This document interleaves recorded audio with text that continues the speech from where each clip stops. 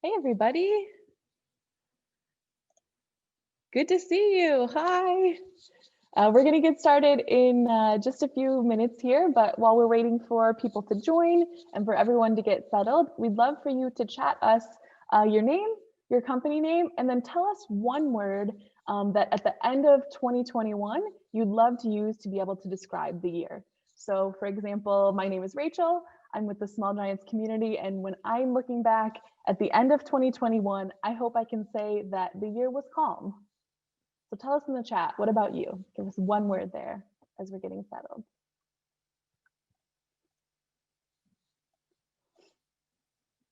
Connecting, good one, Travis. Explosively amazing, yes. And I like that you put it in parentheses, that still counts as one word, so good job. Hey, Joel, thanks for introducing yourself. Hey, Katie, best ever, like that. Ooh, progress, that's a good one. Transformative, these are awesome. Thank you so much for sharing these. We still have a couple people waiting to come in here, so we'll take just another minute. Ooh, Hemsa, I like mindful too. Accomplished, invigorating. Ooh, I don't know if anyone brought out a thesaurus, but these are some good ones. Thank you for sharing. Okay, great. So I'd love to talk a little bit about just the format and a couple of the challenges that we'll talk about today. In January, we love talking about vision and goals, starting off the year, but we know that this year might be a little bit more of a challenging one when it comes to forecasting and planning. So we're excited to have all of you here together to share with each other. We have a couple people who have submitted challenges when they registered. So we took those challenges and how this format will go is we have 4 of those. Most of them fell within 4 main categories. So I have a couple people that I'll ask to just share about one of these challenges for about a minute. I'll ask if anyone has any follow-up questions or anything to add to it, and then I'll just open it up to the group. So we'd love for you to share around that challenge if you have things that have worked for you, any advice that you might have, or any resources that you've found that could help that person or anyone else who's experiencing that challenge. Our team will take lots of notes and we'll also note any resources that are shared. So sit back and relax and we'll share that afterwards as well. And then we'll move on to another challenge. So we'll have about 10 minutes per challenge. And then something that we're doing a little bit differently this time is we're going to do optional breakout sessions at the end. So just recently we did a community-wide survey. And one thing that came through is that people love these breakout sessions. They love the deeper conversations, connecting with each other. Hey, I was in the middle of a conversation. I don't want to end it. That's what we heard. So for anyone who wants to stay on and continue their conversation, we're going to give you a prompt. We'll put you in breakout rooms and then we'll just leave our Zoom room open for up to 30 minutes for you if you're having a great conversation to keep that going. So we'll do that at the end.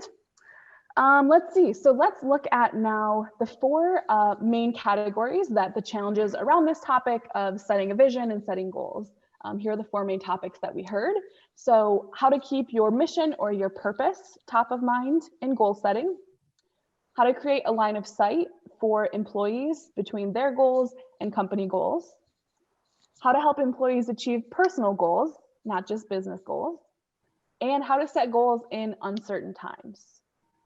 I'm going to leave that up for just a second, but feel free to tell us, did we miss any? Is there any that you would like us to cover that aren't necessarily on this list? I'm going to stop sharing just so I can see you all. List looks good so far. And hello, it's great to see all of your faces. Okay, perfect. Well, then let's jump into our first one here. First of all, I'm going to go to Elaine. Let's see. Hi, Elaine. Hi. So my first name is Elaine, but I actually go by Han. My middle Hi, Han. Han as in Han Solo. Excellent. So a little bit about myself. I am the Chief Medical Officer for Healthline Media. We're the #1 consumer healthcare property in America with the #1 site in the US, healthline.com. We're a very data-driven company. We look at data all the time, looking at Google Analytics, looking at the number of users we have, unique interactions that we have with our our audience, which is folks who come to our site looking for medically credible, accurate information about their healthcare, whether it's condition information or health and wellness information. So we're very metrics data driven.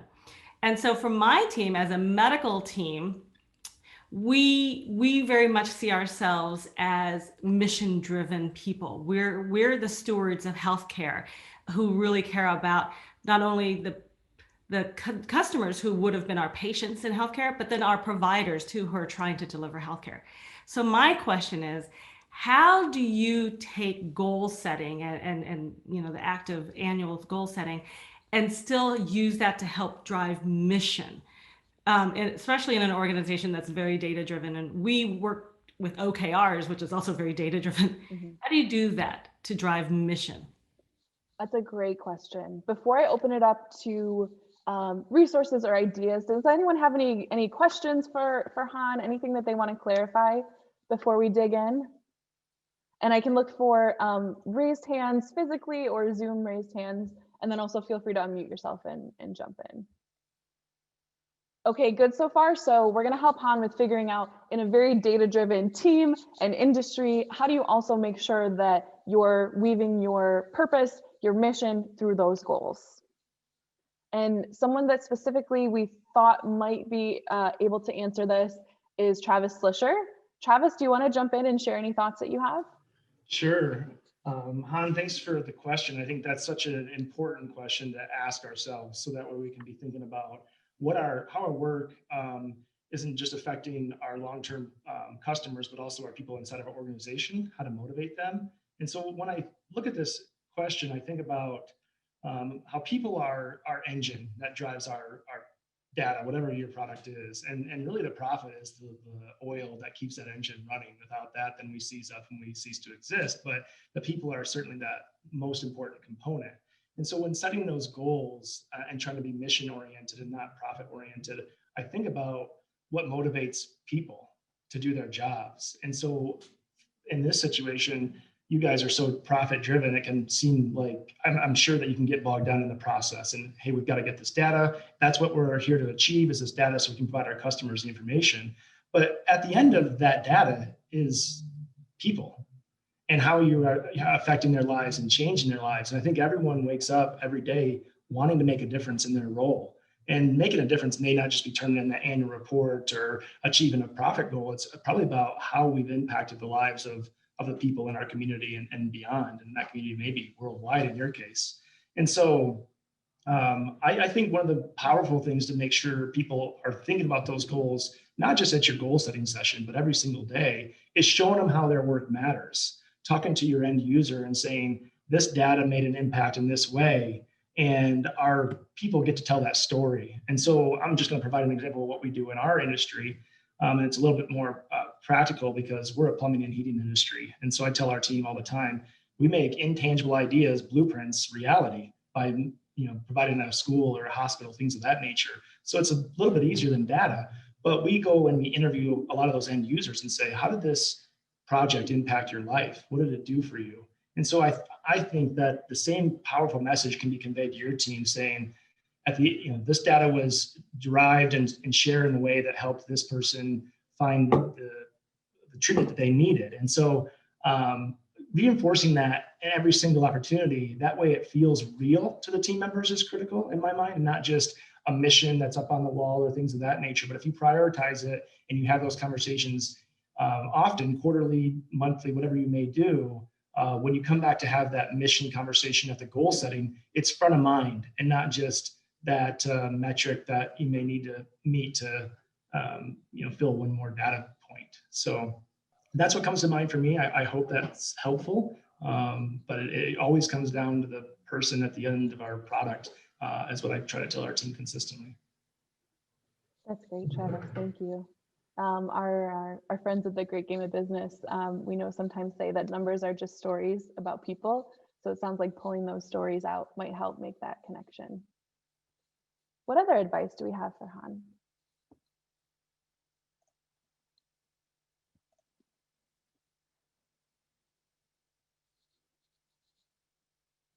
Don't worry, I can hang with awkward silence, so we'll give it a minute.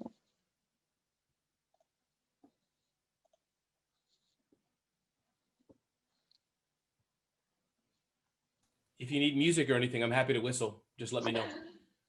All right, we'll keep that in mind. What about all of you? What are some ways that when you're setting your goals, whether they be metric focused or project focused, anything like that, are you talking about your values or your purpose when you set those? Jennifer, I see you nodding. Do you want to jump in? Yes, our team, I'm Jennifer with Pioneer Title Agency out here in Arizona. Our team this year took a different approach. We were influenced by John Gordon, the One Word Challenge this year. And in light of looking at our goals for the quarter or for the year, however you do it, because I think we should do it more often than just annually, but looking at those goals, but breaking it down into one word that is actionable to help elevate us to meet those goals or get close. But at any rate, it gives us a focus, like streamlining those goals. And mine was evolve. That was the word I picked. And then we share that with our group, not only to be accountable, but also we have it posted on the wall and we check in with each other on what that means so that we can help them stay on that path of meeting those goals. But at any rate, it just kind of helped narrow it down. So that's what we did this year, and I'm really enjoying it. So. Okay, great. Thank you. I love that one word idea. And Roy, it looked like you were going to jump in. If you want to unmute yourself there. There we go. I was just going to say something similar. We have 4 companies and each company has a very clear purpose. We have that documented, you know, what we're here to do, how we do it, and how we're going to be successful. And so we have an annual process that we go through that involves the entire team that we facilitate. Where can we evolve and get better? I like that word evolve because we use that a lot. And that entire team's connected to that process, but it always goes back to that framework that everybody talks about throughout the year. And that becomes the sole focus of what they're chartered to do year in and year out. And so that seems complicated at first, but the answer we have found is there in our core purpose, where we've actually put it on the walls to where it's very evident what our purposes are for each of the divisions. And that process you'd think would get old, but we've been doing this 4 years and we've always come up with something out of that ties back to things that we can apply metrics to and real tangible success. So I don't know if that helps at all. Yeah, I think that's great. Jeff, go ahead. Yeah, I kind of agree with having the one word. And, you know, if we split our business up, we have members that pay membership fees. So retention is a huge part of our business. Like for us, you know, we've been in business a long time, and it's like, okay, we want to do what we did last year. And then how do we engage people to want to do more of that or better? And we come back to, you know, like one word is connection. And that's, and bringing that down to the grassroots level, it's, you know, spend 2 more minutes on the phone or on a Zoom with someone, or instead of being on the phone with someone, get on a video with someone and just give just a little more time, help them with a little more. And everyone gets that. And it's like more connection, every opportunity to connect, because really when we boil it down, that's the key to our retention, is when we connect and when they're engaged and when they're doing whatever we're helping them do, they stay longer. And we just break it down that way. I love that. And I love too that you took kind of this broad idea of connection and you're giving really specific examples of how people can be doing that in their day-to-day work. What else? Anything else for Han? So Han, does that give you a couple ideas and maybe a path forward when you're thinking about your goals for this year? Yeah, I really like that idea, because you know, I don't know if people are familiar with OKRs, but it tends to be with the data very busy, and you start to lose track of all the goals that you're trying to set. So boiling it down to key words that encompass that core mission, I think is very important. And then what Travis mentioned in the beginning about reinforcing the impact, that downstream impact of what it means to the end user, I think is very important. For us, for me, it's been constantly in reinforcing with my teams that we don't just produce great content for us to just pat ourselves on the back. It's like people are using that content in order to drive clinical decisions. And those people who are using that information, that could be your friends and your family members. and that means a lot to them. So how would you feel if your friends and family didn't get great content to make those great decisions? Yep. So that's very helpful. Thank you. Okay, good. All right, well, so oh yeah, go ahead, Jeff. I just had one thing. I love Han. I love most people struggle with bringing data to make decisions and to drive things. So I love you already have that. Now you're trying to bring the soft side to that. So that's pretty cool. You're way ahead in my opinion. We agree. Thank you, Jeff. And thank you, Han. Next, we're going to go to Lucy. So Lucy, it sounds like you all are setting individual goals for the first time, and you had a challenge to discuss there about how to make sure that you're continuing to talk about those. Yeah, hi. So I'm Lucy. I'm the support director for Big Cartel. Big Cartel is an e-commerce platform, and we're geared more towards like independent artists and businesses. We're pretty small. We're 100% distributed team. And over the last year, like so many online service providers, we've experienced an enormous demand for our service. And in turn, we've experienced a good bit of growth. So with that growth, we're finding that we need to make sure that we have, we kind of formalize our vision and make sure that it's established and clear to our teams. So as a company, we're actually not just setting individual goals for the first time, but we're setting company and team goals as well. So I would love to hear like from any of you that have more experience with this, when you're setting these individual goals, how do you make that part of like your regular conversation without it being overwhelming? It's just such a new process for us. And that's my concern. Like we're already a very busy team and going to be taking on these quarterly goals. So yeah, that's my question. Yeah, perfect. No, that's a great one and a really important one too. Heidi, I see your hand. And then Brian, I think I missed you last time. So we'll go Heidi and then I'll come back to you, Brian.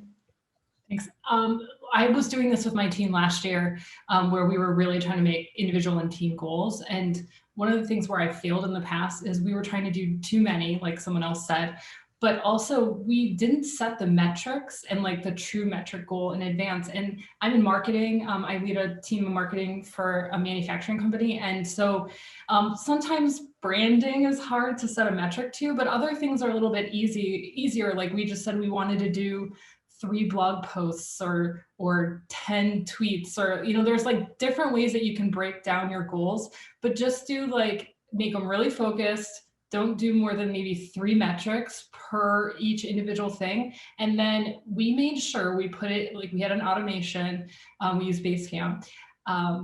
And we had an automation. So every week on Thursday afternoons, we made sure we updated our dashboard in advance of our Friday all team meeting. And then maybe we only talked about one of the metrics, but one of my favorite quotes is what gets measured gets managed. And that's so true, but make it really simple and only make it a few things. Yes, excellent. I like that. Okay, Brian. Yeah, definitely echo what Heidi said there about, you know, you got to be able to measure stuff, even if it's qualitative, if it's just, you know, if it's something relating to morale and people are just giving like a thumbs up or a thumbs down, you know, like you can still measure that, you know. So there are like more people oriented things or individualized things that you can measure like that, even if it's not, you know, a specific metric that is traditionally tied to it. My initial thought of why I raised my hand was, you know, related to Hans' initial, you know, question. So one thing that we do, so I'm in e-commerce, I sell fountain pens, ink, paper, things like that. It's a very like hobbyist, enthusiast driven, you know, it's all direct to consumer kind of stuff. So I have lots and lots of customers and they're usually just small orders and stuff like that. So it's not like a sales in your traditional sense, but it's just like we do a lot of content marketing and things that are there's a zillion different metrics that we can have because we're on every social platform. We're, doing e-commerce stuff, but it's hard to know like which of those metrics actually matter. So I can understand you can like be looking at a dashboard with like 200 different metrics and you're like, what the heck am I even looking at here? Like, how do I discern any of this and what actually matters? So going back to what Heidi says, like you have to kind of pick, it's really up to your leadership team to determine like what are the few metrics that actually matter the most. And those things might change depending on what your goals are, right? And so like, I can't tell you what those should be, nor can anyone in this room. You have to determine where you're trying to go with your company. So the leadership team's job is to discern what are the metrics. And ideally, we have what we call a balanced scorecard, which that's a traditionally, kind of commonly used thing. There's lots of Googling that you can do on that. But it's a scorecard that has things like financials and customer sentiment and things like that, but it also has some like HR driven things and some other things like team member retention and these types of things. So it's meant to balance out some of the financial data stuff with some of the people oriented things. So it gives at the leadership level, a more holistic view. And all of those things should be, specific metrics that tie to the company's greater goals or that points to the health based on where it is that you're trying to go. And then really so we just did our annual planning like last week. So this is very fresh on my mind, but we set all that at the leadership level. And then that really kind of sets the tone for where the whole company needs to go, especially for the coming year, 3 years, whatever view you want to look at. And then from there, we break it down to the team level and we say, how's each team going to feed into this vision for the company? And then at the individual team member level, how's that going to feed into your team, which feeds into the whole company? So it all really gets everybody kind of pulling in the same direction. So if somebody's if our photographer is like, I really want to learn how to weld, I'm like, well, that's wonderful as a personal goal, but I'm not going to like help you with that in your company training because it's not relevant to where we're trying to go as a team. So I encourage you to do that in your off time, and I support you in that emotionally, but I'm not going to like pay for your welding classes, or you may want to, I don't know. It depends what you want to do, but all of that should be informed by the vision that you're setting out. And then all the metrics become clearer. And like Heidi said, like break it down to just the few most important things. And as you get more to the team member level, it should be like 1 or 2 metrics that matter the most. So the closer you get down to the individual contributors, the simpler and more focused each of those metrics should be, but they should all like cascade and point to the company's larger goal. At least that's how we've approached it. That's great. Any other thoughts for Lucy? Go ahead, Sue. And as leaders, we always want to have audacious goals, but we also don't want to freak out our team members, and especially, Lucy, with you guys are running as quick as you can. And you've had, really big growth in 2020. We really have to look at that. It's okay. Yes, we want to have big goals, but they have to be attainable. And yes, we all want to stretch a little bit, but sometimes that goal is too much. And it's kind of doing a disservice as opposed to, being a positive. And then, finding out from your team members what encourages them, what inspires them to achieve that goal. For some people, it's like, maybe a day at an escape room or a day at a spa, or, donating to one of their favorite animal charities. So finding out from your team members and really getting to know, okay, these are our goals. We know they're big. We know we can do them, and just finding out what really is going to kick them in gear to help achieve those. Yeah, absolutely. Thank you, Sue. Lucy, we got a couple questions. Can I ask you a few clarifying questions here? How many people do you have? Maybe let's talk about in the company overall, and then in your area, and then how long has Big Cartel been in business? Yeah, I was just responding to those. Okay, cool. We are coming close to 15 years in business, which is fairly old in the internet realm. We are at 43 total team members. I have 12 on my team, and we're spread out all over. So yeah, none of us are very close geographically. And this year's been tough because we typically have at least 3 to 4 meetups during the year. And there are some new members of our team that have never met any of us in person. Okay. one other question too, what is your current cadence in meeting with employees? Do you have one-on-ones, quarterly conversations, yearly reviews? What is that like? So we do, I do monthly one-on-ones with everyone on my team. Then we do cross-team one-on-ones where each director meets with a member of another team. So we do those quarterly. And this year we're also starting annual reviews, which we have never done before. Fun, you've got a lot going on. Yeah, like I said, it's we're so busy right now, and so I think there's definitely we're going to need to be able to balance all of these new processes we're trying to implement with just our business. Yeah. Well, hopefully we can get you some help here. So I see we'll go Heath and then we'll go to Han. So go ahead, Heath. Sure. Yeah. Heath Rust over here with Jack Henry Associates. I have 12 on my team as well, specifically, and we are a pretty large Fortune 500 company. But one thing that I've incorporated with my team with this is using the acronym of SMART. So specific, measurable, obtainable, realistic, and timely. And that's all tied in with every target that we set to make sure that it hits every single one of those so that we're not setting them up for failure.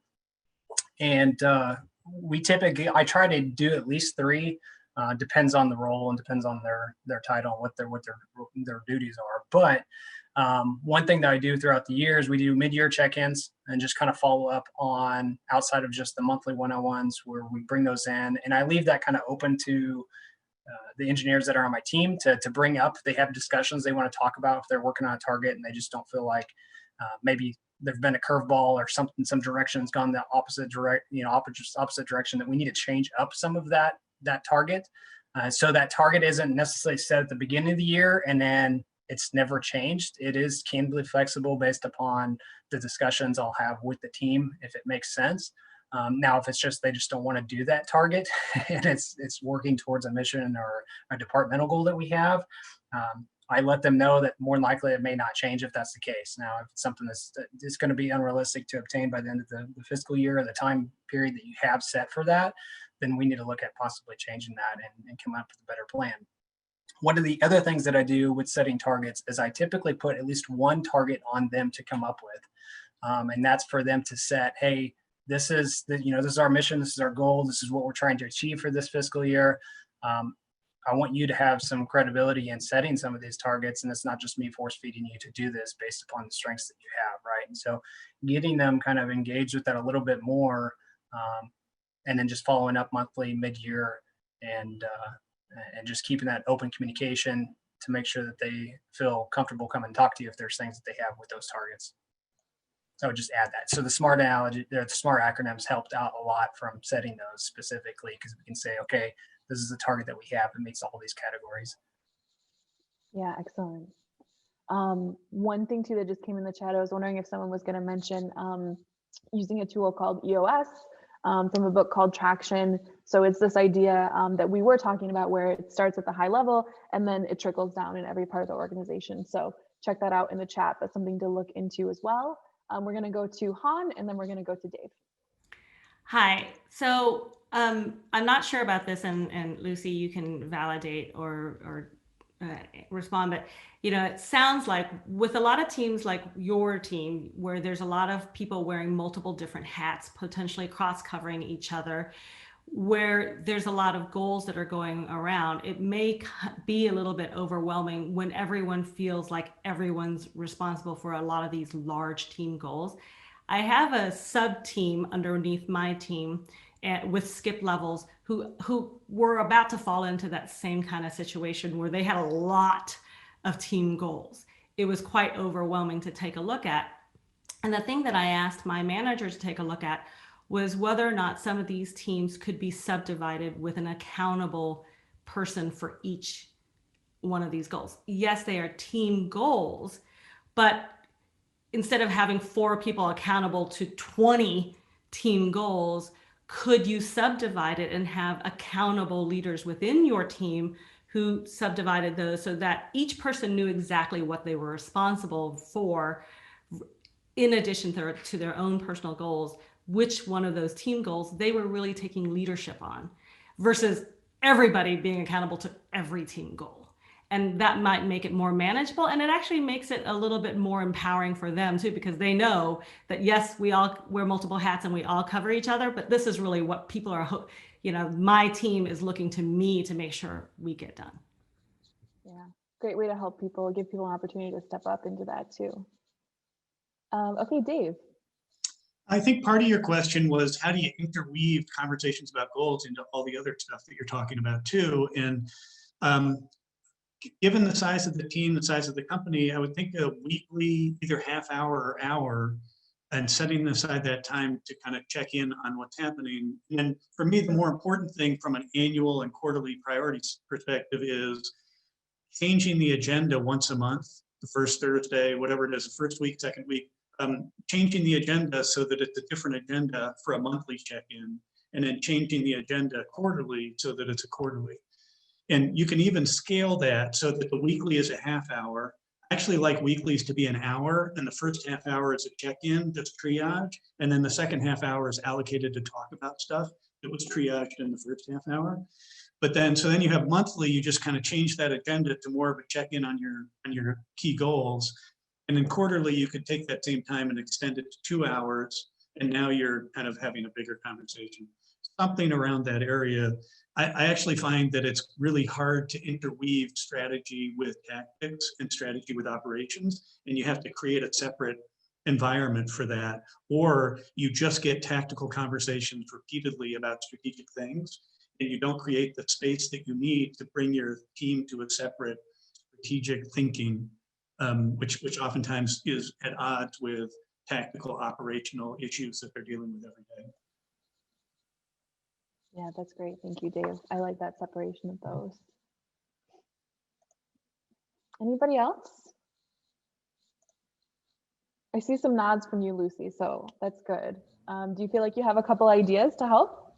Yeah, I think I have a lot of ideas to help. I do like having kind of separating the meeting that is, more focused on goals out. We do have, just as a support team, we do 3 weekly calls, and we are checking in more on like daily operation type things, but setting aside time for one goal focused call monthly feels great.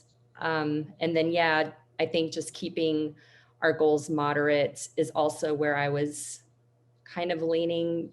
And I have been kind of struggling a bit with metrics. I think there are a lot of metrics tied to support that are quantitative, but those are things that as a team, we just don't love to focus on, numbers. So I like the idea of having those metrics more maybe qualitative.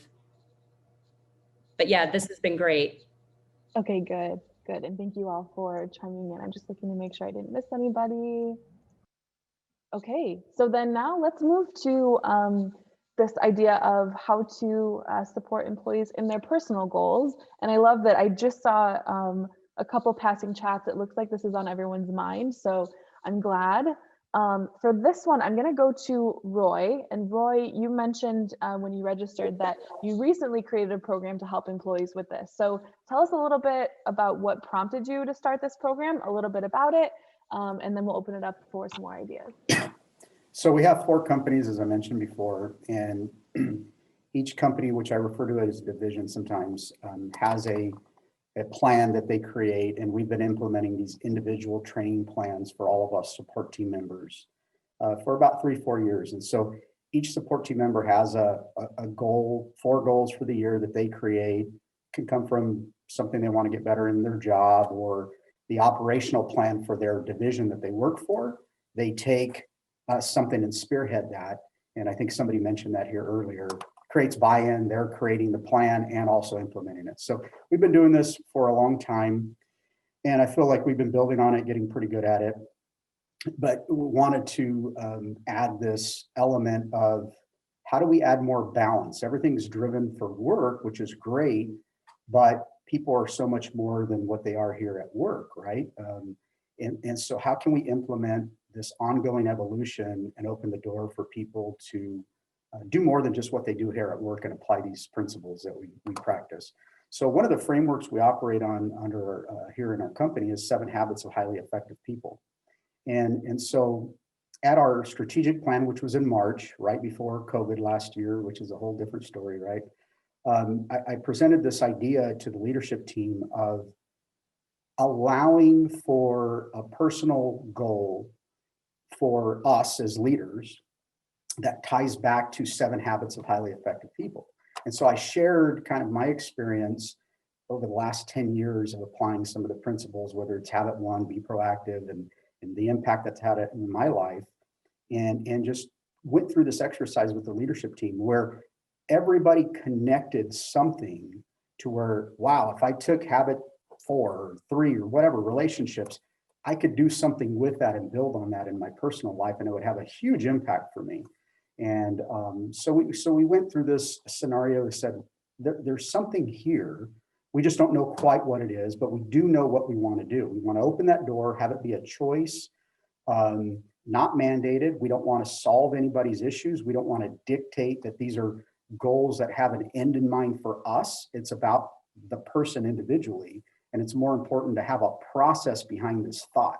A lot of us have thoughts, a lot of us have ideas, but we don't know where to start. And so we implemented, you mentioned SMART goal. That's exactly what we did. We applied the SMART goal tool to say we have an end in mind with some larger overarching goal that we want to accomplish. We're really good as a company about creating process. So let's just apply a SMART goal tool to this and create incremental goals that a lot of times are behavior-based or just creating habits that you want that reach towards that larger goal, right?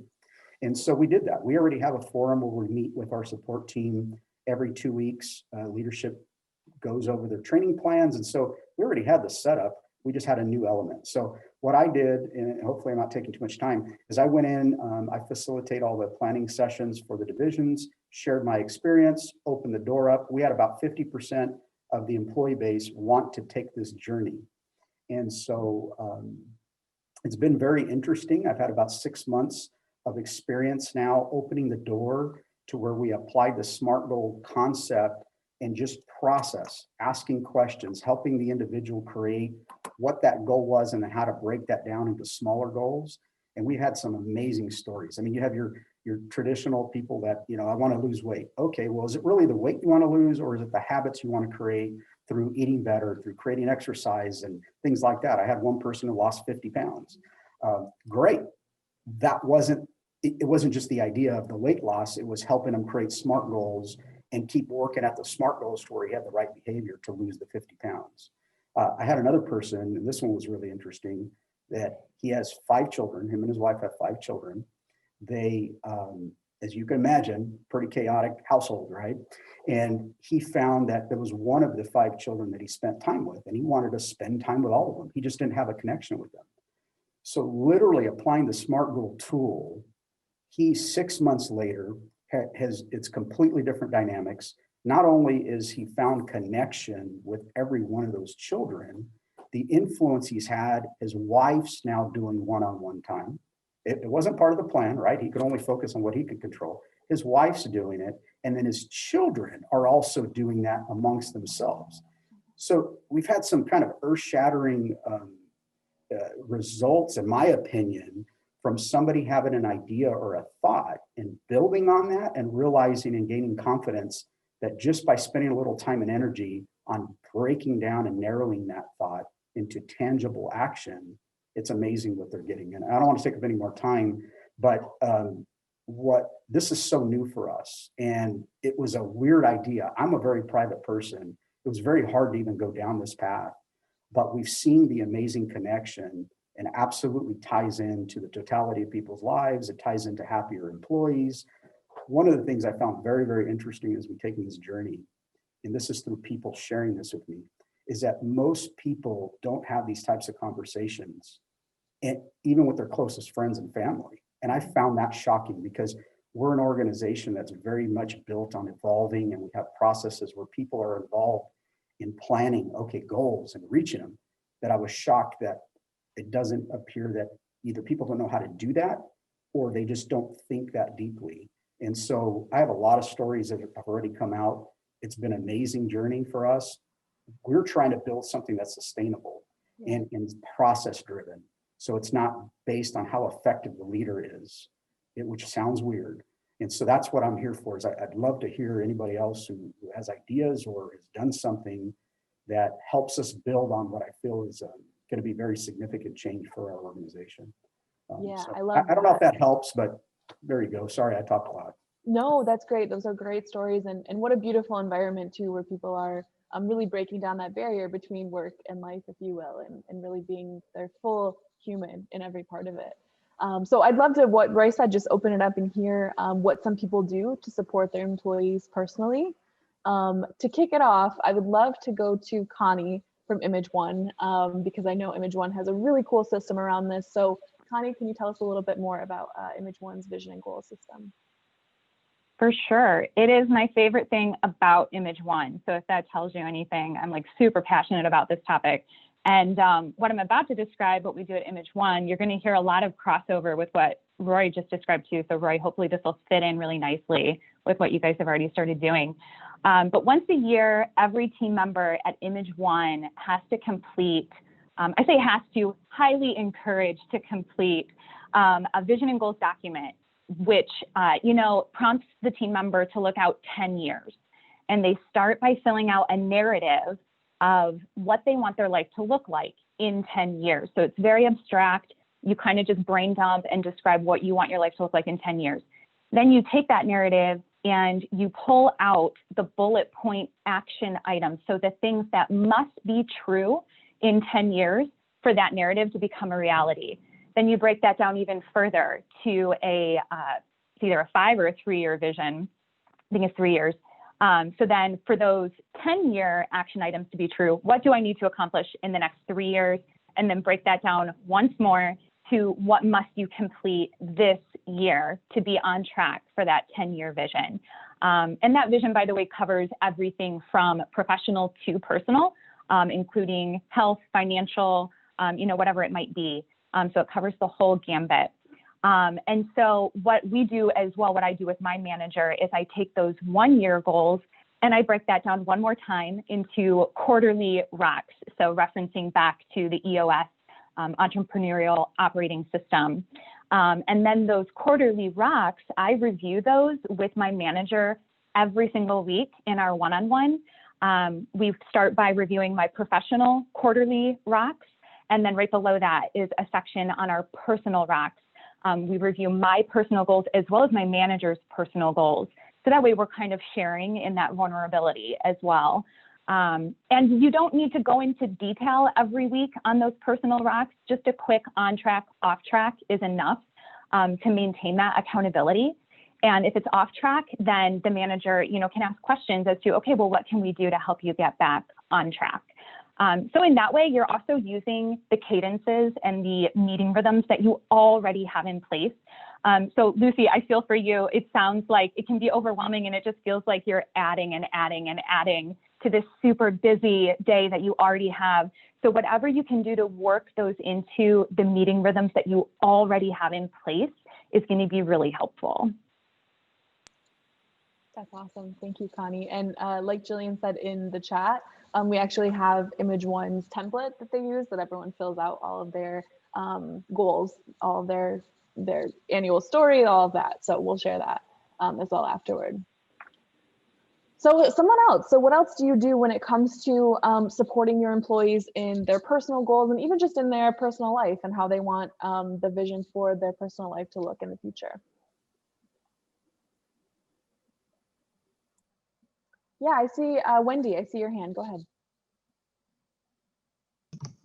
One question I have for you, Connie, and it's not necessary, I mean, I'm very interested in what you're doing, but one question that I have for you is like, we have, helped people set goals via rocks, personal goals like that. And when they, they're off track, how do you get them to pull back? How do you get them back on track or reset or revalue or, like what happens then? Yeah, so if it's always on track, it definitely sounds like maybe from the get, the goal was not attainable.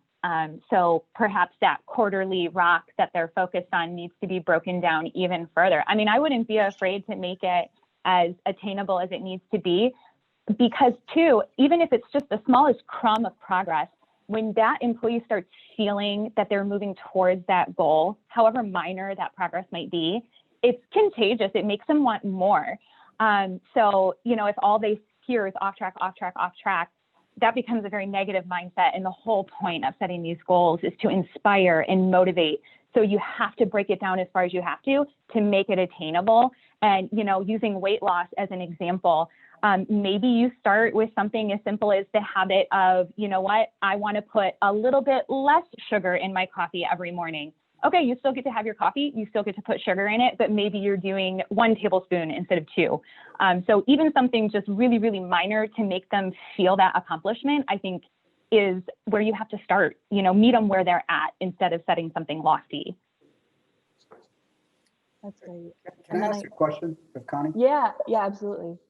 It sounded like in your organization, this is something everybody's expected to do. Did that evolve over a period of time? And if so, like how long of a period of time was that before you just said everybody's going to do this? Yeah, it definitely evolved over time. I've been with Image One for 6 years, and it just so happens that they've been doing vision and goals worksheets for 6 years. So I've gotten to experience it from the beginning, and we definitely saw lower participation in the beginning. One thing we started to do was we have a shared space in our cloud drive where everyone can actually view each other's vision and goals. That creates a little bit of accountability. And then we took it one step further, and now we have it, it's built into an automated workflow system that we use at Image One. So every team member is assigned a task. They receive a task in their inbox asking them to complete their vision and goals. That also makes it really easy for management to keep track of who has completed it, who hasn't. And then on an individual level, that manager can follow up with the team member and just, you know, inquire out of genuine curiosity and, you know, compassion for that team member, maybe why haven't you completed that vision and goals? Sometimes you can uncover, you know, things going on in that team member's life that was preventing them from even wanting to think 10 years down the road. So kind of those practices have definitely increased participation. It is still not a requirement if you don't want to complete it. There, you know, there's no repercussion if you don't, but we put everything into place to show that genuine care for the team member. Got it, thank you. I saw a couple more hands, but before we go there, any other questions about this for Connie? Okay, great. So let's go to Jeff and then Joe K. Wow, Connie, that's an amazing process. I'm in love with that. That's amazing.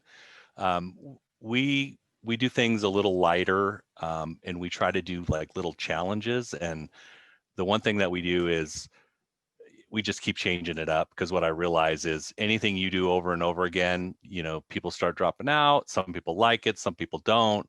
But one of the things that we've had recent success with was kind of like a pledge challenge where everyone has the things that they want to work on, or the things that they, you know, and especially right now, everyone, you know, maybe I want to get more steps, or I want to drink more water, or I want to do 100 sit-ups a day. And we just did this thing where everyone put in $20, and then the company, I can't remember what we matched, we basically added in, and you set your own goal. And in 30 days, how many total steps do you want to do? How many glasses of water do you want to drink? Whatever your goal was your goal. And we kept a Google sheet, real basic.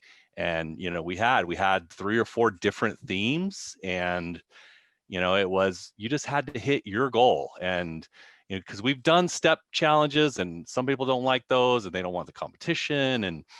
But this was pretty cool because at the end, you know, I think we had 75% of the people met their goal, and, you know, and they got their money, their $20 back, which it was just all about them buying into it. And then they got another, whatever, $80. And so it was a cool thing to just, you know, whatever your goal is, you know, let's all work on our goals together. So it was much lighter than what you guys are doing, Connie, but it was fun. And we'll do something different, you know, probably in another month. that'll be different. And that's kind of what I've learned is we just have to keep mixing it up. Rachel, is there Yeah. time for one more question? Yeah, absolutely. Hey, this is Ramon Ray, Smart Hustle. And I was just curious, Connie, or whoever wants to answer, however this goes. We're a much smaller team, but I'm curious. For example, one of my team members, she just loves Sesame Street. So I may be asking the wrong question. Maybe this is not the quite context, but I just want to like drool on her with Sesame Street love throughout the year because that makes her happy. How does that fit into this? So it's not quite goals and things like that, but I do ask my team members, what do you love? And so how would you handle that? Like maybe just tickets to Sesame Street once a year, or should it be something more consistent, or is it a different question I'm asking? Goals and things are a little different than how to reward employees. Thank you. Oh, I think they're very tied in. That's a great question. Yeah, go ahead, Connie. Yeah, I'll just quickly respond. My experience, yes, do it if you can. Obviously, if it's on budget, I know some team members can invest a little bit more into these types of things, but I can tell you on my vision and goals, I had an annual goal. I wanted to go see a professional opera in 2020. Well, unfortunately, with uncertain times, one of my leaders, they did purchase me tickets to go see an opera, but then with COVID, it was canceled. So they were able to tweak that and instead turned it into a gift certificate for me to take professional singing lessons with the woman who plays Christine in the Phantom of the Opera, like New York, Broadway. Like, oh my gosh, it was unbelievable. And so for the cost of seeing a professional opera, my team has just instilled an insane level of loyalty. I just want to give all of that back. And so when they care about something like a personal goal of going to see an opera, they're getting a return on that investment in spades, because I will retire at Image One, I'm telling you. So if you want those kinds of results, definitely invest in those personal goals. That's awesome. Thank you for sharing that, Connie, and great question. All right, let's go to Joe and then Brian. And then after that, we're going to move on to our final challenge. Hi, so Ramon and Jeff and others have really touched on a very good point, and that just team member happiness in general, because as we all know, your outside life flows into your work life. You can't check it at the door, even though that's very easy to say. And I'm sure many people in years past have said that. It all comes with you. And so checking in on someone's, I don't like the term happiness level, but just how are they doing? And part of that for me is shutting my mouth and just letting them talk and talk frequently. Someone else had hit the point about frequent check-ins, and we try to do that here with various team members weekly, if not bi-weekly, of just how's it going? Not just work, but how's outside life. One of the challenges that I face personally is being able to relate and connect with younger team members and their goals. I certainly can listen and empathize and try to support them and see where personal goals interweave with professional goals. But there may be a big age gap. There may be just different things in general that we might have ties with. So, but for me, it's just simply shutting up and listening, and then, okay, how can I help you out? Yeah, I love the simplicity of that. Thank you. All right, Brian, bring us home. I was gonna say, Ramon, I love your energy, man. That's awesome. I definitely need that at like 2 o'clock in the afternoon on the East Coast here. But no, I mean, I think it's a phenomenal approach to take an individualized approach like that. Not every, reward or appreciation has to be the same thing. I think it needs to be consistent and make sense, within a system. Like if you're giving somebody like the most amazing experience they've ever had, but you're not doing it for somebody else, that can be kind of demoralizing, So as long as you take that approach towards everybody, then I find it phenomenal. We stumbled on, if you're familiar with the 5 love languages, which is a more on the personal side of thing, Dr. Gary Chapman has something called the languages of appreciation, which is more business oriented. It takes out the personal touch love language, because that's not exactly appropriate for the business setting, at least in most of our businesses, hopefully, especially these days. But anyway, so we, had all of our leaders read the languages of appreciation. They have a test that you can take, that you can have all your team members take, that's pretty inexpensive, that can help people identify what their basically the way that they feel appreciation the most. So we have a pretty young, inexperienced workforce. And so some of them don't even like know how they feel appreciation. So helping them identify those things prompted, a more company-wide conversation. And then in those one-on-ones, you can say, oh, okay, so I see that like words of affirmation is something that you self-identified as being important. What does that look like for you? Do you like a handwritten note? Do you like, public praise in a company meeting? And what we found is like not only on an individualized level like that does it vary for every person, but how, exactly what that looks like can vary a lot too. But by starting that conversation, it gets really engaging for everybody. And then when they recognize that you're doing that across the board, they know, oh, so-and-so got a gift card, but I got, a rubber ducky because that's my thing that I collect and it means the most to me. It allows you to individualize those little acts that like really hit the bullseye for everybody. And we've been doing that for a few years now, and it takes a lot of work, takes a little time to kind of get that down. But man, it just really, it goes so far. Kind of like Connie was saying, it can really just put people over the moon if you individualize things like that. So Yeah, languages of that's appreciation. Great. We'll include that in the resources too. We've heard that from a couple people that's a great one. Okay, so then now let's cover one that a couple people asked about, so I won't go to someone specific, but this idea of how the heck are we supposed to set goals after the year that we just came off of, a year of uncertainty, a year of whatever you want to use to describe it. It's forecasting as we know it is really different this year. So I'd love to open it up just in general of, is this a challenge that you're facing of setting goals in 2021 and forecasting, and any ideas for setting goals when things feel even more uncertain than normal? And for this one, Dave, would it be okay if oh, there we go. Can I go to you to kick us off? Yeah, I just was having this conversation yesterday with a client. So I oftentimes think of that cadence as weekly, monthly, quarterly, annually, right? And so to me, when the environment is shifting more quickly, you just move everything to the lower level. So stuff that you were doing at a monthly cadence, you do at a weekly cadence. Stuff that you were doing quarterly, you do weekly. That's just a representation of the environment changing more quickly and having to have those conversations. For me personally, I don't actually change the process that I go through. I just am doing it at a shorter cycle, more frequent cycle, and just acknowledging. I think one of the hardest things was people thinking that they had to have longer term goals and trying to fit that into an environment that just was not one where you could have that. So some of the conversation was just me helping people release that idea that you should also be having long-term goals when if you're in survival mode, the next step up from that is evolution. It's not, it's not kind of prosperity and all these bright, big things. Got to survive first to stay in the game. Yeah, absolutely. Michael, yeah, go ahead. Thank you.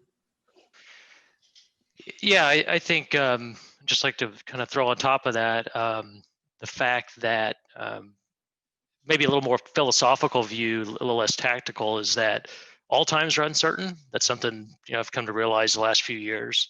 I used to spend a lot of time looking at market conditions, what the competition's doing, what technology's doing, and it can really be a distraction. So we've really kind of ratcheted it down to putting our goals based on our capabilities in relation to kind of where we want to be in 3 or 5 years, and realizing that we can only control what we can control. We've experienced really good growth in tough economic conditions, and we've also had flat to reduced income in good years and when we've not been focused. So we've really just taken the approach of let's focus on what we know we need to do, and if we continue to do that consistently and apply the resources towards that, we'll achieve the goals that we lay out. Yeah, I love that, and it's true. All times are uncertain. Let's see, we might have time for one more comment. Anyone else want to share? Ooh, it sounds like my cat might. I don't know if you guys heard that, but he was excited. Okay, great. Well, so first of all, thank you all so much for participating in this. This was such a great conversation. Hopefully you all took away a couple things you can implement here coming up.